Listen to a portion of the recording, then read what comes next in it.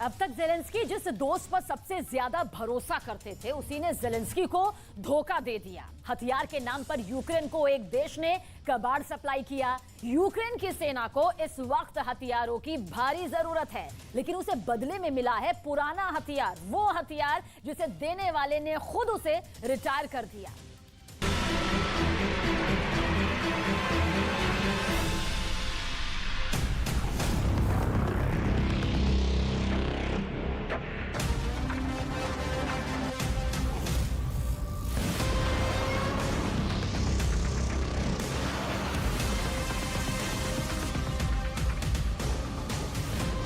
Zelensky के सबसे बड़े दोस्त ने ही दगा दे दिया।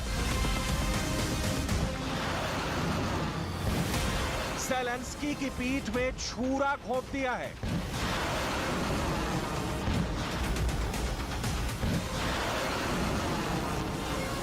कहें तो दुश्मन ना करें, दोस्त ने वो काम किया है।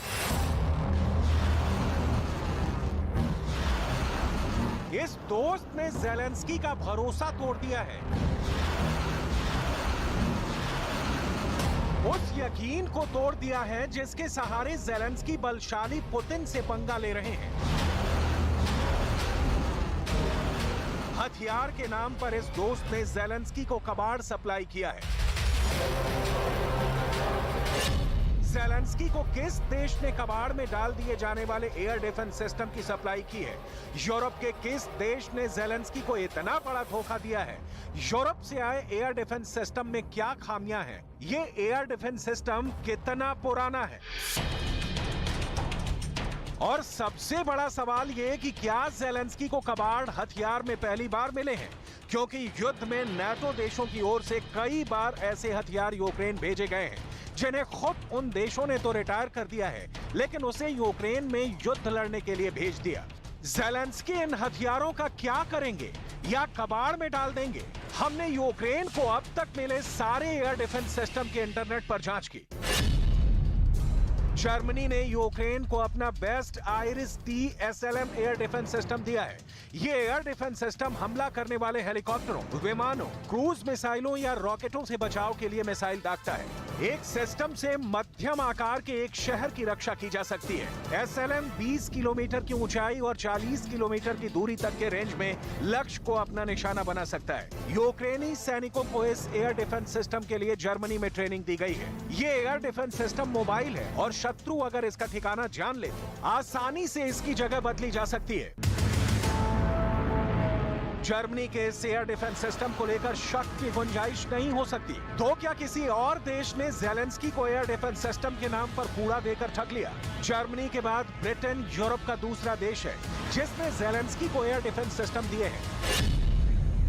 ब्रिटेन ने यूक्रेन को star streak air defence system दिए हैं। ये शॉर्ट रेंज में नीचे उड़ान भरने वाले विमानों को भेदने में कारगर है। ये man portable air defence system है। स्टार स्ट्रीक मिसाइल की रेंज 3 से 7 किलोमीटर तक होती है। यूक्रेन की सेना इस वक्त इसी स्टार स्ट्रीक सिस्टम से रूस की सेना को निशाना बना रही है। मतलब ये सिस्टम भी ज़ेलेंस्की के बहुत काम आ रहा है। सवाल है, ना जर्मनी ने ना ब्रिटेन ने धोखा दिया, तो फिर किसने ज़ेलेंस्की को पुराने हथियार चिपका दिए? क्योंकि इजराइल ने आयरन डोम एयर डिफेंस सिस्टम देने से इनकार कर दिया था।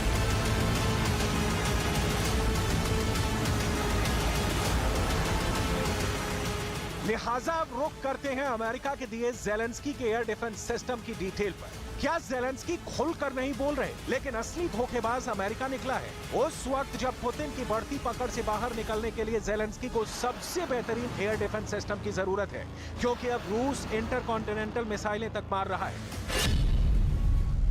Berdyansk, Chernihiv, Kharkiv, Odesa, Sumy और राजधानी कीव यूक्रेन का जर्रा जर्रा दहशत में है। कब, कहां, कैसे रूसी मिसाइलों की मार जमीन पर मौत की चादर बिछा दे, नहीं कहा जा सकता।